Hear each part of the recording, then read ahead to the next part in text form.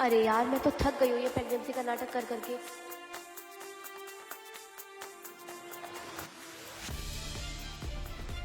अरे भाभी प्रेग्नेंट नहीं है?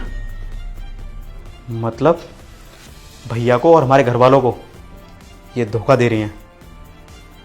इनकी सच्चाई तो सामने लानी पड़ेगी ना। ऐसा करता हूँ, मम्मी को बता के आता हूँ। पर मम्मी तो बाजार गई हैं, अपने तरीके से हैंडल करना पड़ेगा। भाभी आप ये क्या कर रही हैं? देवर जी ये आप क्या कर रहे हैं? और थप्पड़ क्यों मारा आपने मुझे? थप्पड़ क्यों मारा? जो आपने हरकत की है ना, थप्पड़ के काबिल नहीं, घर से निकालने के काबिल है। समझिए आप? ये क्या कह रहे हो आप? और प्रेग्नेंट भाभी पे हाथ उठा रहे हो आप? प्रेग्नेंट? ऐसा है, ये झूठ बोलना बंद कर दो।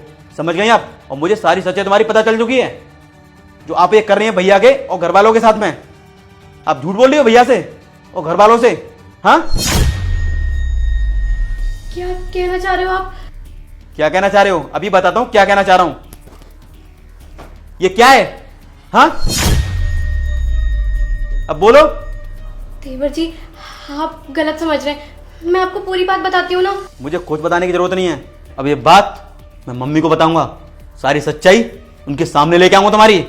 नहीं नहीं देवर जी, मम्मी को कुछ मत बताइए, मैं आपके हाथ जोड़ रही हूँ। कुछ नहीं सुनना मुझे, मैं जा रहा हूं मम्मी के पास। अरे भैया आप आ गए? मैं वैसे भी मम्मी के पास ही आ रहा था इनकी सच्चाई बताने के लिए। क्या हुआ छोटे, सब कुछ ठीक तो है ना? भैया कुछ भी ठीक नहीं है।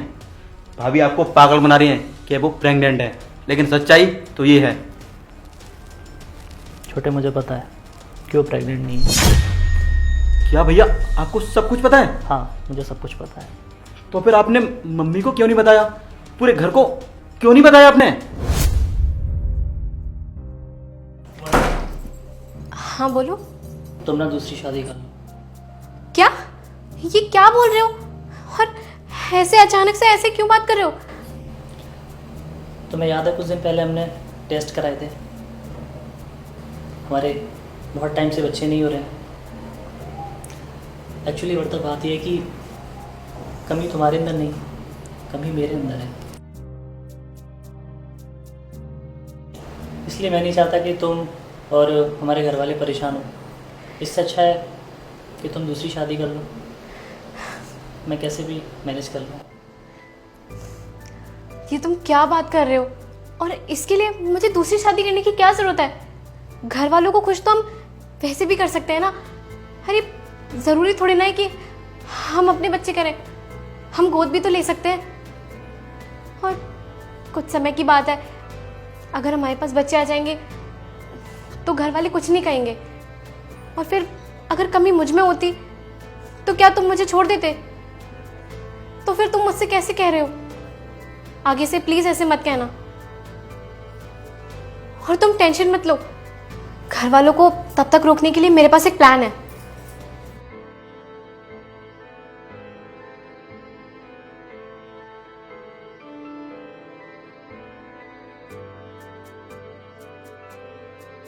जैसा तुम कहो।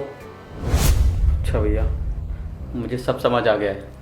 और मुझे नहीं पता था कि आप दोनों ये सब घर वालों के लिए कर रहे हो। अगर मुझे पता होता तो मैं भाभी पे हाथ नहीं उठाता। भैया मुझे प्लीज़ माफ़ कर दो, मैं आगे से ऐसी गलती कभी नहीं करूँगा। कोई बात नहीं छोटे, इंसानों से ही गलती होती है। और भाभी आप भी मुझे माफ़ कर दो, मैंने आप पर ना जाने में हाथ उठा दिया। कोई बात नहीं देवर जी। ठीक है, मैं चलता हूँ। ठीक है भैया।